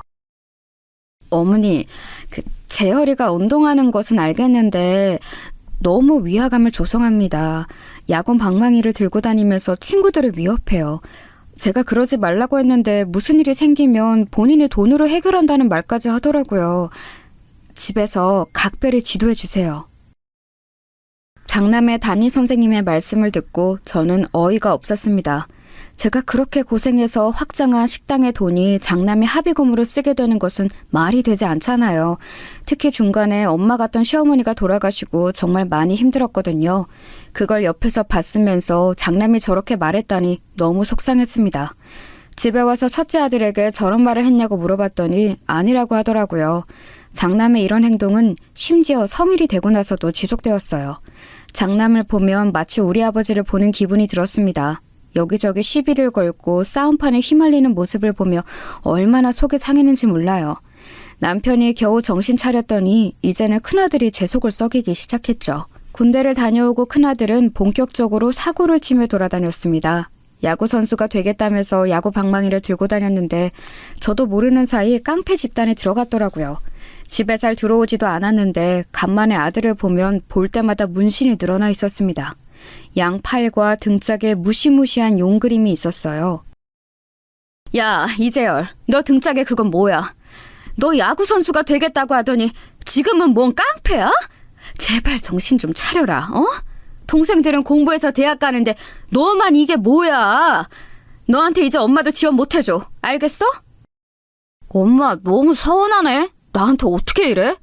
나 정신 차리고 살 테니까 그럼 가게 하나만 열어줘요. 술집 하나만 열어주면 쥐 죽은 듯이 살게. 어? 제발. 나 각서도 쓸게. 보다못한 제가 이제 지원을 못 해준다고 하자 장남은 오히려 가게를 열어달라고 했습니다. 본인의 인맥으로 술 장사를 하면 반드시 대박이 날 거라고 하더라고요. 그런 장남을 보며 한숨이 나왔어요. 어렸을 때부터 고생하면서 제가 잠도 못 자면서 식당을 운영했는데 장남은 그걸 뻔히 알면서 술집을 차려달라고 했습니다. 둘째와 셋째는 알아서 본인 산길을 잘 찾아가고 있었어요. 저는 아무리 장남이어도 괘씸한 마음이 들어 열어주지 않으려고 했습니다. 그런데 남편이 그때 저를 설득했어요. 동생들이 잘 나가니까 본인이 얼마나 마음고생이 심했겠냐고 하더라고요. 이번이 마지막이라 생각하고 술집을 열어주자고 했습니다. 제 인생에 엮인 남자들은 도대체 왜 이 모양이가 싶었어요. 하지만 남편과 장남의 끊임없는 설득에 저는 진짜 이번이 마지막이라고 하고 가게를 하나 열어주게 되었습니다. 그리고 이 결정은 아직도 후회하고 있어요. 첫째 아들은 제가 술집을 열어주자 아주 좋아했습니다. 그러면서 본인 친구들을 초대해서 매일 술파티를 하기 시작했어요.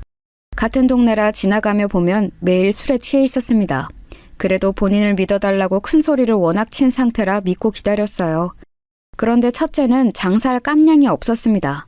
일단 제일 문제인 것은 장남의 태도였어요. 운동하던 습관이 남아있어 허세가 가득했습니다. 그래서 마치 군대처럼 직원들을 대했어요. 또 본인의 기분이 나쁘면 그게 다 티가 나는 사람이었습니다. 심지어 손님하고 싸워서 경찰까지 출동하는 사태가 일어났어요. 오죽하면 우리 식당의 단골 손님이 아들 술집 왜 저러냐고 할 정도였어요. 장사하는 분들은 아실 텐데 사실 맛은 거기서 거기고 서비스가 참 많은 것을 차지하거든요. 특히나 한국 사회에서는 친절하면 반은 먹고 들어간다고 할 정도랍니다. 그런데 아들은 손님에게 친절하게 대하지를 않고 오히려 본인의 기분이 나쁘면 위협해서 경찰까지 출동하게 만들었어요. 예, 재열아. 엄마가 말하는 거 기분 나쁘게 듣지 말고, 응? 내가 장사를 몇 년을 했는지 알지? 일단 친절하게 웃으면서 대하면 손님들도 그거 알고 다시 찾아준단 말이야. 그러니까 네 기분 상했다고 너무 그렇게 대하지 마. 아우, 내가 알아서 한다고요. 엄마는 도대체 왜 나한테만 뭐라 그래? 내가 지금 엄마 도움받아서 가게 차렸다고 엄마 마음대로 내 가게를 조종하려고 하는 거야? 여기는 내가 사장이니까 내가 알아서 하겠다고 하잖아. 노파심의 엄마 마음으로 최대한 좋게 말하려고 해도 장남은 기분 나쁘게 반응했어요. 심지어 장남이 조폭 집단에 들어가서 그 조폭들이 가게에 오니까 손님들은 무섭다고 오지 않았습니다. 조폭들끼리 술집에서 노는 모습을 보면 일반인들은 당연히 무서움을 느끼잖아요. 제가 그걸 말했더니 자기를 가만히 두라고 소리를 지르는 모습에 저는 아들이지만 정이 떨어졌어요. 그러다 장남은 본인 가게에서 일하던 21살짜리 여자 직원과 결혼식을 올리기도 전에 아기를 가지게 되었습니다. 저는 처음에 장남이 무슨 어린 여자를 데려왔길래 무슨 일인가 했어요. 임신했다고 이 여자와 결혼한다는데 할 말이 없었습니다. 그 어린애는 머리도 노랗게 염색하고 딱 봐도 질이 좋지 않았어요. 친정 부모님도 안 계셔서 18살 때 가출했다고 하더라고요. 도대체 장남이 왜 저렇게 된 건지 저는 알 수가 없었습니다. 제가 비록 일하느라 바빠서 아이들에게 정성을 쏟지는 못했던 것은 맞아요. 하지만 우리 세대에는 다 그러고 살았고 똑같이 자랐는데 둘째와 셋째는 멀쩡했거든요. 저는 도저히 이해할 수가 없었습니다. 그래도 내 자식이 결혼한다고 하니 가만히 있을 수는 없더라고요. 가게 근처에 신혼집을 급하게 마련해 주었어요. 며느리는 혼수로 들고 온 것이 아무것도 없었지만 일단 임신했으니 싫은 소리를 하기도 싫었습니다. 또 며느리를 보니 우리 시어머니 생각이 그렇게 나더라고요. 저한테 천사처럼 대해주셨던 시어머니를 생각하며 저도 며느리에게 잘해주려고 얼마나 노력했는지 모릅니다. 며느리는 임신해서 움직이기 힘들다고 집안일을 하나도 하지 않았어요. 그래서 제가 식당 일을 직원에게 맡기고 가서 대신 청소와 빨래를 해주기도 했습니다. 그렇게 하는데도 고맙다는 말을 전혀 들어본 적이 없어요. 출산한 며느리는 마치 상전처럼 굴었습니다. 어찌나 먹고 싶은 게 많은지 이것저것 요구하는 것도 많았어요. 저는 그래도 첫 손주니까 며느리가 그렇게 먹고 싶다고 하면 어떻게든 구해주었습니다. 그리고 저도 식당에서 시장으로 일하니까 바빠서 시집살이를 시킬 시간도 없었어요. 그래서 미안한 마음에 용돈도 자주 주었습니다. 그런데 장남 부부는 그런 용돈을 너무 당연하게 여겼어요. 어머님, 이제 우리 성현이 돌이잖아요. 먹는 양도 늘어났는데 용돈도 늘어나야 하는 거 아닌가요? 요즘 애아빠 가게가 잘 되는 것도 아니라 먹고 사는 게 너무 힘들어요. 어머님이 많이 도와주셔야 우리가 아무 탈 없이 살아요. 며느리는 제 얼굴을 보면 대놓고 돈을 요구했어요. 처음에는 그래도 장남이 결혼하고 남들과 싸워서 경찰서에 가지는 않아 그것만으로도 다행이라 많이 챙겨주었습니다. 그런데 저도 사람인지라 당연하게 제 돈을 자기들처럼 사용하는 모습에 서운하기 시작했어요. 제가 부잣집에서 태어난 것도 아니고 부잣집으로 시집온 것도 아니잖아요. 고생이란 고생은 다 하고 살았는데 그렇게 모은 돈을 아무 노력도 하지 않고 쓰는 것이 아니꼬였습니다. 아무리 부모 마음이 자식들에게 다 해주고 싶어도 이건 아니었어요. 저는 인간 대 인간으로 본인의 인생은 본인이 책임져야 한다고 생각합니다. 그런 점에서 둘째와 셋째는 아주 기특했어요. 공부로 장학생으로 들어가서 제가 따로 용돈을 주지 않아도 알아서 잘 먹고 잘 살았거든요. 반면 장남 부부는 어째 날이 갈수록 요구하는 조건이 늘어났습니다. 심지어 며느리는 아기를 키우는 게 힘들다고 어찌나 징징댔는지 몰라요.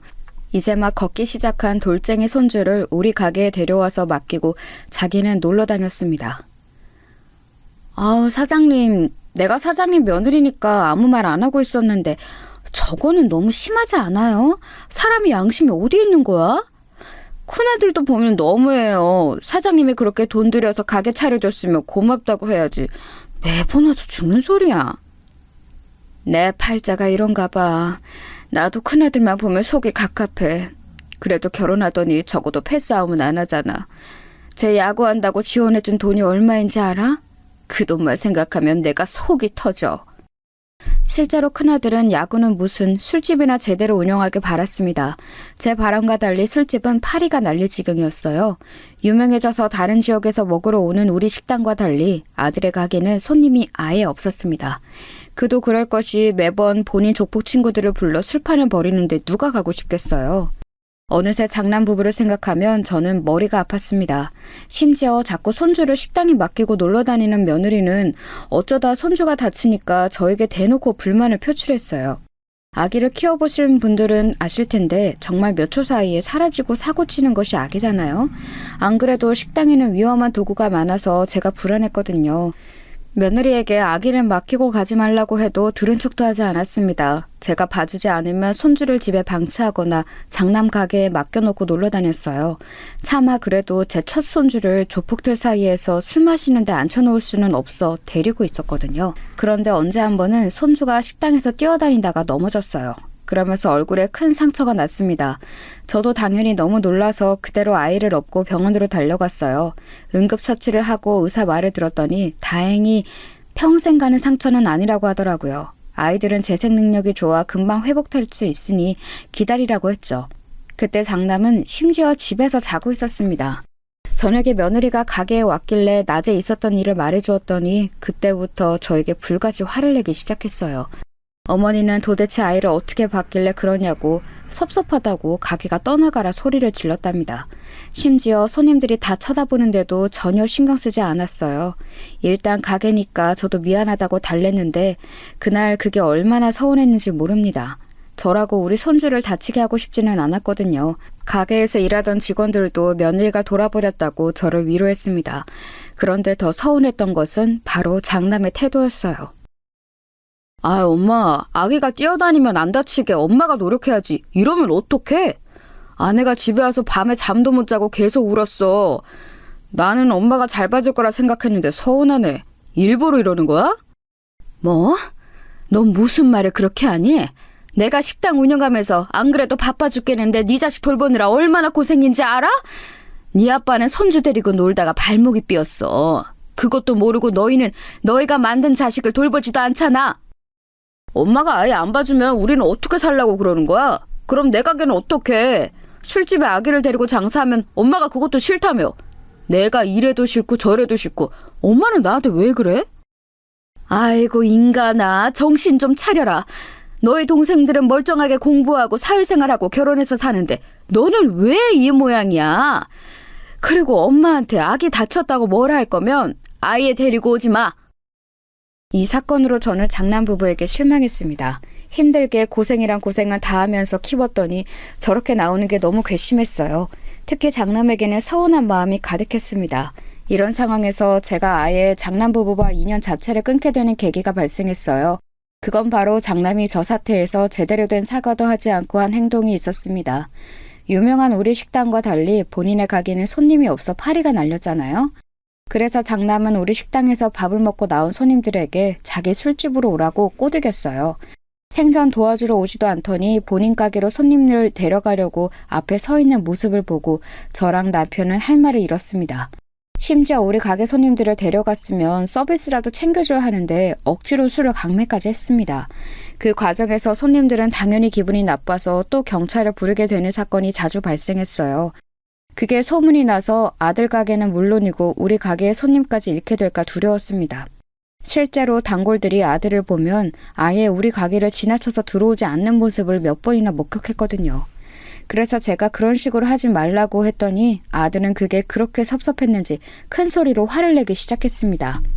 본인이 그래도 엄마의 첫째 자식인데 어떻게 그럴 수가 있냐며 바락바락 소리를 질렀어요. 남편이 그런 아들을 말리자 아빠도 똑같다며 행패를 부리기 시작했습니다. 그래도 아닌 건 아니라 저는 제발 정신 차리라고 똑같이 대응했어요. 그랬더니 아들이 어떤 행동을 했는지 아세요? 다 필요 없어. 다 필요 없다고. 맨날 재민이 재원이만 챙기고 엄마는 장남인 나는 챙기지도 않고 다 죽어. 그냥 나는 몰라. 죽을 거야. 야 인간아, 지금 뭐 하는 거야? 왜 우리 가게 그릇을 던져? 여보, 빨리 경찰 불러. 이놈아, 도대체 뭐가 그리 불만이라 이러는 거야? 엄마 속 터지게. 아들은 본인의 뜻대로 되지 않자 갑자기 우리 가게에 있는 기물을 파손하기 시작했어요. 경찰을 불렀는데 첫째 아들 때문에 경찰 얼굴을 하도 많이 봐서 민망했습니다. 경찰들도 우리 아들을 보더니 고개를 절레절레 젓기 시작했어요. 그날은 장사할 마음이 도저히 들지 않아 문을 빨리 닫았습니다. 불 꺼진 가게에서 남편과 둘이 아들이 던진 그릇을 주우며 생각했습니다. 아무리 자식이어도 본인 자식까지 낳은 자식을 책임질 필요는 없었어요. 그것도 힘들게 키워놨더니 저러는 게 오히려 괘씸했습니다. 얄미운 며느리는 말할 것도 없고요. 이제는 손주 얼굴도 보기 싫더라고요. 그렇게 예뻐해도 돌아오는 것은 아무것도 없으니 허탈했습니다. 그날 남편과 많은 얘기 끝에 결국 결정을 내리게 되었습니다. 사실 아들 가게의 부동산 이름은 저로 되어 있었어요. 제가 모든 돈을 냈으니 당연한 결과였죠. 아침이 되자 바로 부동산에 가서 가게를 내놓았습니다. 그 소식을 듣고 아들은 당연히 우리 가게로 찾아왔어요. 또 바락바락 성질을 내며 엄마가 어떻게 자기한테 그러냐고 드러눕기 시작했습니다. 하지만 눈 하나 깜짝하지 않았어요. 오히려 이제 네 인생은 네가 알아서 살라고 했습니다. 그랬더니 또 욕을 그렇게 하면서 이놈의 집구석 더럽고 치사해서 못 살겠다고 하더라고요. 그러더니 다시는 보지 말자고 하고 그대로 며느리와 손주를 데리고 사라졌습니다. 그렇게 홧김에 나간 장남은 약 2주 뒤에 다시 돌아왔어요. 갈 때는 평생 얼굴도 안 볼 것처럼 하더니 돈이 없고 능력이 없으니 어쩌겠어요. 장남은 그런데 태도가 하나도 바뀌지 않은 상태였습니다. 오히려 당당하게 돈을 달라고 하길래 저는 그런 장남의 얼굴을 쳐다보지도 않았어요. 그랬더니 역시나 또 위협적으로 행동을 하려고 하길래 제가 먼저 나섰습니다. 미친 사람처럼 소리를 마구 질렀어요. 나가라. 나는 이젠 너랑 며느리 얼굴이 꼴도 보기 싫어. 네 인생 망했다고 네 부모 인생까지 망하게 할래? 내가 도대체 너한테 못해준 게 뭐야? 학생 때 운동하겠다고 해서 그거 지원해줘. 능력도 없어 조폭 집단에 들어가서 술집 차려줘. 결혼한다고 저 불려지 같은 년 데려왔을 때 집 구해줘. 인간아, 양심이 있으면 내 눈앞에서 당장 꺼져. 그러면서 부엌에 가서 소금을 가져와서 뿌렸어요. 다른 사람들이 쳐다봐도 신경도 쓰이지 않았습니다. 오히려 더 과장되게 행동했더니 장남은 매우 당황했어요. 그러더니 저한테 당당하게 소리쳤습니다. 그래, 알겠어. 나도 싫어. 나는 평생 엄마랑 아빠랑 연 끊고 살 거니까 그렇게 아셔. 나도 서운하고 섭섭한 거 말하면 끝도 없어. 고아라고 생각하고 살 테니까 연락하지 마. 가자. 그렇게 장남은 완전히 제 눈앞에서 사라지게 되었습니다. 처음에는 속상하고 제가 너무했나 싶었어요. 하지만 남편과 둘째와 막내는 저를 위로했습니다. 오히려 앓던 이가 빠졌다고 남편을 좋아했어요. 실제로 그 뒤로 저는 아주 행복한 인생을 살게 되었습니다. 둘째와 셋째는 각각 본인들도 너무 잘났는데 배우자도 아주 잘 만났어요. 심지어 전문직이라 미래도 보장되었는데 성격까지 좋았습니다. 제가 결혼할 때 지원해줬는데 그게 그렇게 감사했다고 얼굴을 볼 때마다 얘기했어요. 그러니 저도 자연스럽게 더 지원해주게 되더라고요. 둘째네 부부는 영국으로 가서 결혼 생활을 했습니다.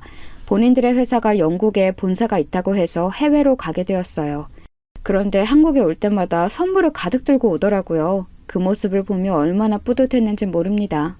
이렇게 둘째와 셋째 부부 그리고 손주들까지 보고 있으니 첫째 부부는 금방 기억에서 사라졌어요. 오히려 연락이 없는 걸 다행으로 여겼습니다. 갑자기 나타나서 돈을 달라고 할까봐 얼마나 무서웠는지 몰라요. 첫째가 우리와 연락을 끊고 우리 가족에게 좋은 일이 많이 일어났습니다. 식당은 매출이 자꾸 늘어나서 2호점과 3호점까지 생겼어요. 자식들이 각자 잘 사니까 시동생들에게 2호점과 3호점을 내게 해주었습니다. 어차피 시어머니 도움으로 제가 잘 살게 된 거라 평생 갚으려 살려고 했죠. 가족들과 사이도 날이 갈수록 좋아졌어요. 막 결혼했을 때는 너무 가난해서 다리도 못 펴고 잤다고 했잖아요. 그런 우리가 어느새 이렇게 식당도 매출이 좋고 다들 행복하게 사니 얼마나 다행이었는지 모릅니다. 그런 상황에서 저는 환갑이 지나 65세가 되었을 때 식당 일에서 물러나게 되었어요. 평생 일했더니 몸이 여기저기 아프더라고요. 남편도 안 아픈 곳이 한 군데도 없었습니다. 남편은 다행히 어머니가 돌아가시고 완전히 정신을 차렸어요. 그 뒤로는 사고도 전혀 치지 않고 저를 도와 열심히 살았답니다. 그래서 그 뒤로는 저도 남편을 많이 의지하며 살았어요. 식당은 막내 시동생에게 물려주었습니다. 막내가 어릴 때 많이 아팠다고 했잖아요. 그래도 심성이 어찌나 착한지 매번 저에게 고맙고 미안하다는 말을 달고 살았어요. 시어머니와 유독 얼굴이 많이 닮아 저도 애착이 갔거든요.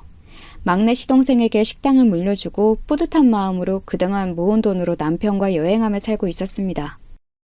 영국에 있는 둘째 부부도 보러 가고 유럽 여행도 다녔어요. 물론 나이가 들어 움직이는 것이 힘들었지만 가난했던 과거를 생각하면 지나가도 벌떡 일어나게 되더라고요. 좋은 풍경을 보며 저는 우리 부모는 생각도 나지 않았는데 돌아가신 시어머니가 그렇게 생각났습니다.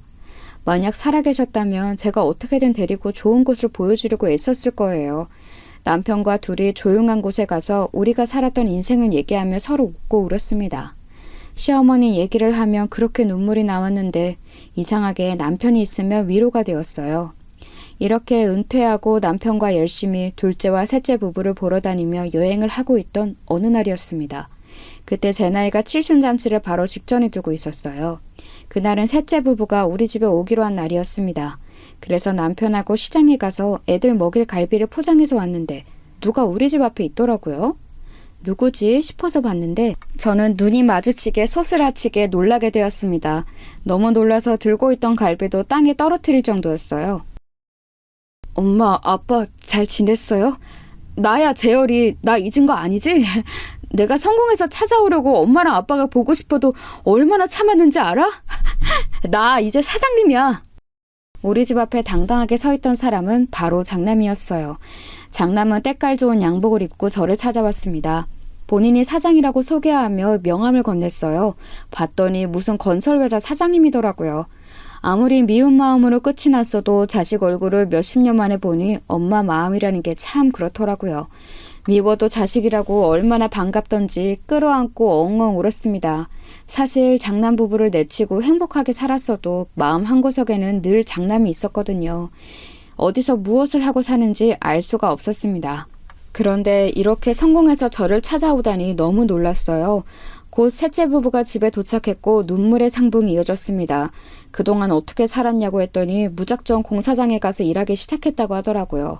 그러면서 차근차근 밑바닥부터 올라왔다고 했습니다. 이제는 완전히 정신 차렸다며 그동안 죄송했다고 비는 모습에 제 마음이 완전히 풀리게 되었어요.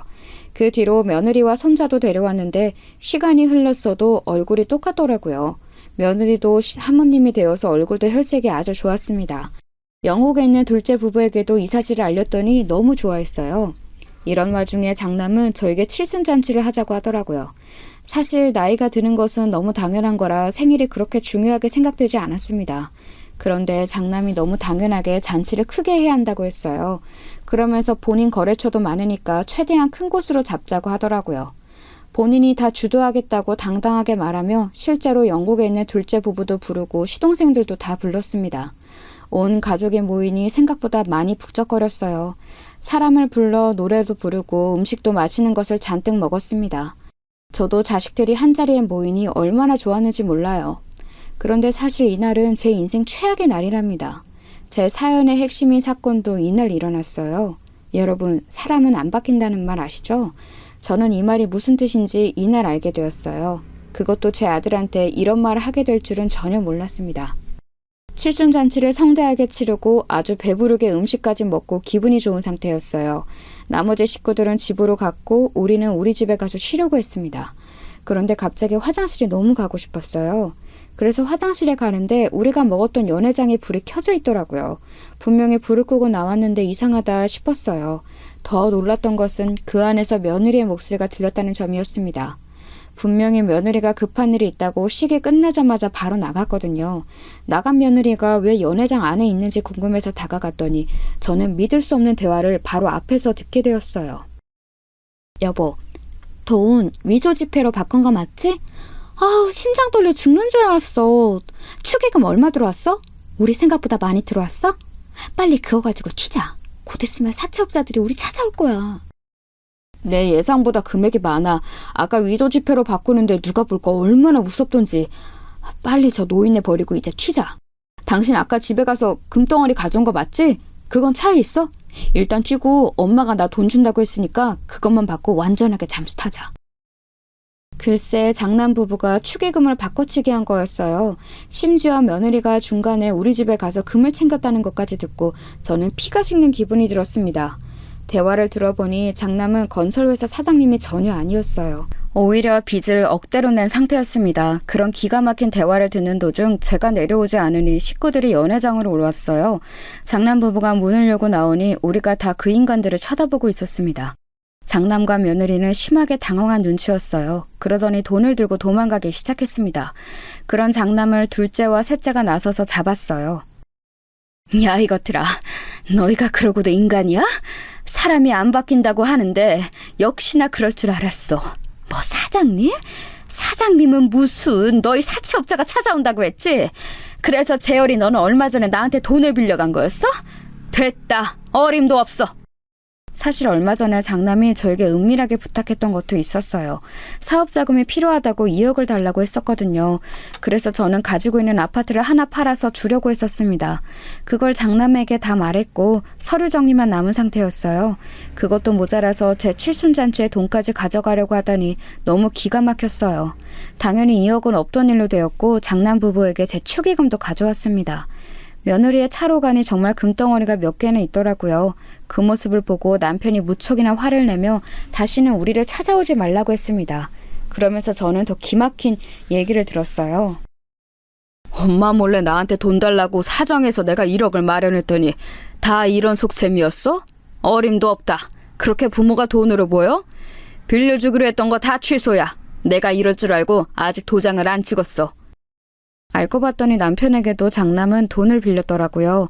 오랜만에 나타난 이유는 바로 본인의 빚을 탕감하려고 했던 거였습니다. 장남과 며느리는 이렇게 완전히 우리 가족에게 버림받게 되었어요. 둘째에게 듣기로는 사채업자에게 쫓기고 있다는데 제 알바가 아닙니다. 여기까지가 제가 준비한 사연인데 재밌게 들으셨나요? 이 사건이 일어나고 한동안 너무 힘들었는데 지금은 완전히 괜찮아졌어요. 이제는 편안한 상태가 되었답니다. 제 사연 들어주셔서 감사합니다. 남편과 둘째, 셋째 부부와 저는 남은 인생 행복하게 살도록 할게요.